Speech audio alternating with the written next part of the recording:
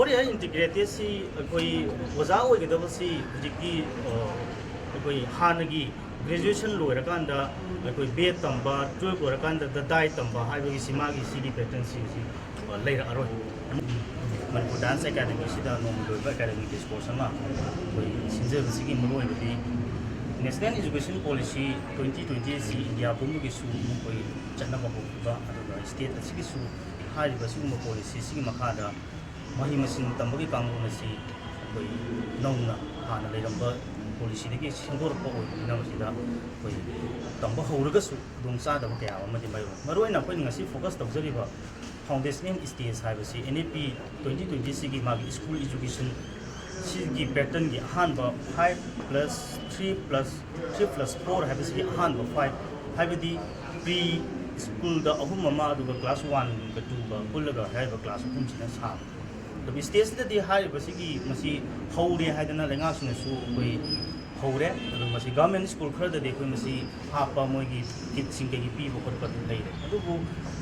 high bo masi gi mai roi sing si kana na tapi tabi ga ri bana high basi su ko chi dum ni ni su bada karam ba curriculum amadi syllabus ki makha tabi ga doi na high basi su sabjan ko ki lai ta loina na akoina mahi machin tamba hai basi da government ki school khotang akoina yin bachu yade maramdi private school ma'am ama leiri masida su state sigi oina de achoba akoi mahiroi ma'am ama yang ro mahiroi ma'am ama leiri ado targadi sigi private school da la akanda di hari basigi pri gi section se masigi recognition si kana na pi doi government ki di oza lorani haire aduga private ta leibo mahiroi sing si di karamba oza gi qualification na tapi ga doi na haire si su chobu chamam na ba leiba aduna masigi asigum maroi ba yamna maroi ba koi foundation stage asi ini pida hari bisi su imalon da mahi tambi ge do ni hai wa hum su yaw aduna imalon da mahi tambi ba hai targa di tapi tambi ge do oza su imalon da phajana tapi tambi na ro ngi to train to oza sing oi ge do ni hai bisi su policy sa si yaw jeri aduna hai ba masigi koi policy satnai haraga su haude haraga su masida leiri ba challenges me am se masi koi khanaba amadi lainga su masi lehendana naba lokotpam do thoga thabuk sing do koi lokona naba gi damakta lokona naba gi damakta masi ge sigu mode sport sinjaraga koi muroi bari recommendation sing lawra ga lainga ko taksin na naba ge do pa do masi ge sigu sport sinjar sai 4 years integrated academy mo mga hai de ko na dum Foreign integrated si koi waza oi ge da si jiki koi hanagi graduation loira kanda koi B tamba 12 loira kanda da dai tamba hai bagi simagi sigi pattern si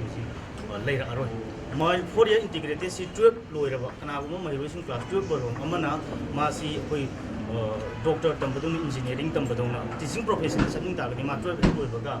sida koi Foreign integrated sida min chala kanda tamakpa adudagi tongan tongan ba magi specialist maduda mana Hinizagadaba Pamzaba line Salakana, maybe qualified or Nishina, because at teaching profession is that Lakado. But states that the high woman is so over the Hangdaba. And Musima Dangasu with the summer 2019 di Horaga, Matambi, inhibition draft when they name it on the Sumo policy, Malakado Redana, Machine Canada was challenges, Mayam, senior than put an integrated set to Hona about the Hujiti on the petition to Vidoasi, Matandu, Honorable Governor of Manipur, at the state, the Viram Budget Minister, Education Minister, Hanjin of Lap, activity, Hojik Pavada, Masi Foreign integrated set, with Hangdaba. Sinamarum or Kanamasi. Machine Simon had 24 sida, when Machine Motoba, Ozagi, Awatpa, Aduga, policies implementer of the Sobukudum, Tibu Maps, everything up the Hanasu, with Tanzania. When I built of Zening, but the Atomatum the Machine, they are a roidaba, Hang they are a roidaba, and the Matuki Tolopajing was a whether the Yaroi Hibagi of home Lavarina, Langana Masi, Tobu, Natagati, Stitchigi, Maruishing said, Masi, Hanghodana, Moigi, Carrier Mang Bayaba, Duga. Achouba